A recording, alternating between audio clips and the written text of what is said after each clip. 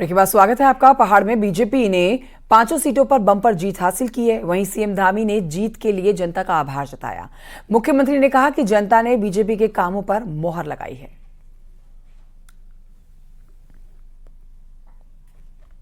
सिंह धामी हमारे साथ हैं। सर, उम्मीद थी कि यही रिजल्ट कम से कम उत्तराखंड में रहेगा?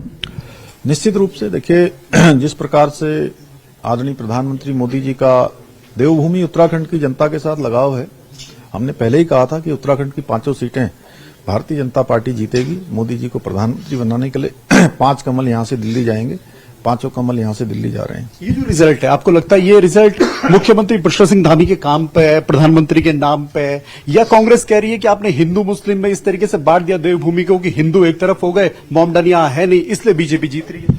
देखिए, 5 सीटें माननीय मोदी जी को प्रधानमंत्री बनाने के लिए यहाँ की जनता ने दी हैं और ये डबल इंजन की सरकार माननीय मोदी जी के नेतृत्व में मार्गदर्शन में यहाँ काम करती रही है। तो उन्होंने 2022 में भी, 2019 में भी, 17 में भी, 14 में भी लगातार यहाँ की जनता ने हमें आशीर्वाद दिया है। हम आभारी हैं जनता के और हमारा प्रयास रहेगा कि और तेज गति से, तेज और अधिक ऊर्जा से हम राज्य के विकास को आगे बढ़ाएं, राज्य के सुदूरवर्ती क्षेत्रों तक विकास पहुंचाएं। आप अलग अलग राज्यों में गए सर और लगभग 60 से ज्यादा आपने रैलियां की, रोड शो की।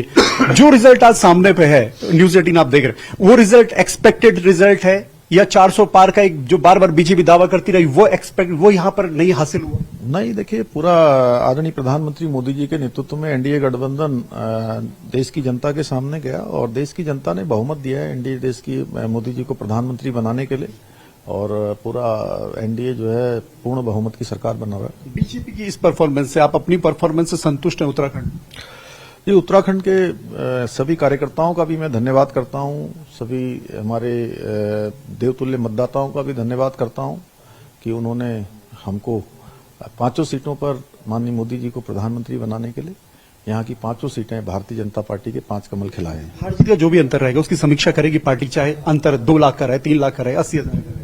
वो हर चुनाव के बाद होता है और वो हमारी एक नियमित प्रक्रिया है, उस प्रक्रिया के तहत चलेगा। शुभकामनाएं। धन्यवाद। तो मुख्यमंत्री पुष्कर सिंह धामी जी का साफ तौर पे कहना है कि बीजेपी ने जो मेहनत उत्तराखंड में की उसका रिजल्ट यहां पर है और जो 2 साल में उनका कार्यकाल का बड़ा चुनाव हुआ है उसमें कम से कम बीजेपी एक बड़ी जीत हासिल करने में कामयाब रही है। कैमरा पर्सन संदीप नेगी के साथ दीपांकर भट्ट, न्यूज 18 देहरादून।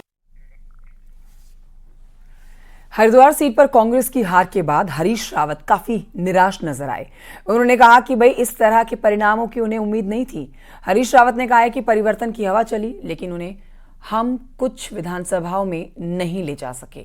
उन्होंने ये भी कहा कि आने वाले चुनावों में लोगों का विश्वास जीतने का काम करेगा। चुनाव नतीजे हमारे लिए बहुत चिंता बढ़ाने वाले हैं।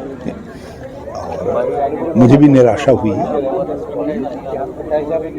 मैं सामान्य स्थितियों में कभी निराश नहीं होता, लेकिन इन परिणामों की मुझे आशा नहीं थी। छोटे से ब्रेक के लिए रुक रहे हैं, जल्द लौटेंगे।